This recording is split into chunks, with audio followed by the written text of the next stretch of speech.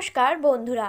আন্দামান সাগরে উৎপন্ন প্রবল ঘূর্ণিঝড় ফেঞ্জাল দ্রুত ভারতীয় উপকূলের দিকে অগ্রসর হচ্ছে এবং বৃহস্পতিবার অর্থাৎ আজ তা আরও তীব্র হতে পারে বলে আশা করা হচ্ছে। এই ঝড়ের কারণে শ্রীলঙ্কা ও দক্ষিণ ভারতের অনেক জায়গায় ব্যাপক ধ্বংস হতে পারে। আবহাওয়া দফতর এই ঝড়ের প্রভাব নিয়ে অনেক রাজ্যে সতর্কতা জারি করেছে। বর্তমানে ঝড়ের কারণে তামিলনাড়ুর বিভিন্ন স্থানে, বিশেষ করে চেন্নাইতে ভারী বৃষ্টিপাত হচ্ছে। আবহাওয়া দফতর জানিয়েছে, ঘূর্ণিঝড় ফেঞ্জালের কারণে তামিলনাড়ু এবং পুদুচেরিতে 28 থেকে 29 নভেম্বর ভারী বৃষ্টিপাত এবং শক্তিশালী হাওয়ার সম্মুখীন হতে পারে।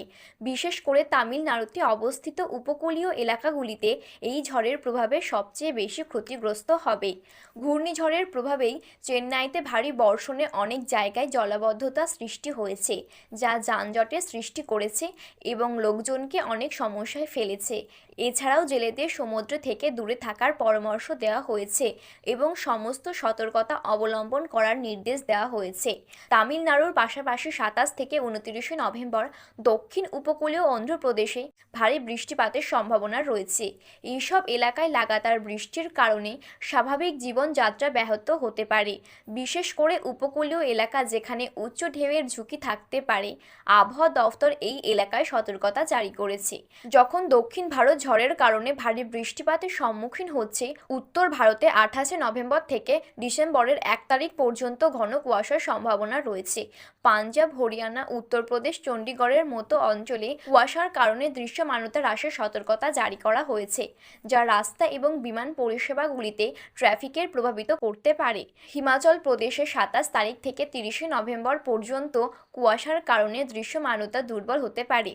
বিশেষ করে ঘূর্ণিঝড় দ্বারা সৃষ্ট বৃষ্টি এবং দূষণের সংমিশ্রণের কারণে এটি ঘটতে পারে। বায়ুর গুণমান এই হ্রাসের কারণে স্বাস্থ্য সমস্যা বাড়তে পারে। এটি বিশেষ করে শিশু ও বয়স্কদের জন্য একটি বড় বিপদ হতে পারে। আগামী 24 ঘন্টায় তামিলনাড়ু ও শ্রীলঙ্কার উপকূলীয় এলাকায় ভারী বৃষ্টিপাত হতে পারে। আন্দামান ও নিকোবর দ্বীপপুঞ্জের কিছু জায়গায় ভারী বৃষ্টির সঙ্গে দমকা ঝড়ো হওয়ার সম্ভাবনা রয়েছে। উপকূলীয় অন্ধ্রপ্রদেশে হালকা বৃষ্টি হতে পারে, যখন দিল্লির এনসিআর এর বায়ুমানের কোনো উল্লেখযোগ্য পরিবর্তনের সম্ভাবনা নেই। তথ্য অনুযায়ী ঘূর্ণিঝড় ফেঞ্জালের কারণে আবহাওয়া দফতর সমস্ত উপকূলীয় রাজ্য এবং সংশ্লিষ্ট অঞ্চলকে সতর্ক থাকতে এবং সমস্ত সুরক্ষা ব্যবস্থা বাস্তবায়নের পরামর্শ দিয়েছে। তো বন্ধুরা, ভিডিওটি ভালো লাগলে একটি লাইক করবেন এবং আপনি যদি চ্যানেলটিতে নতুন দর্শক হয়ে থাকেন তাহলে চ্যানেলটি সাবস্ক্রাইব করে পাশে থাকা বেল বাটনটি অল করে রেখে দেবেন।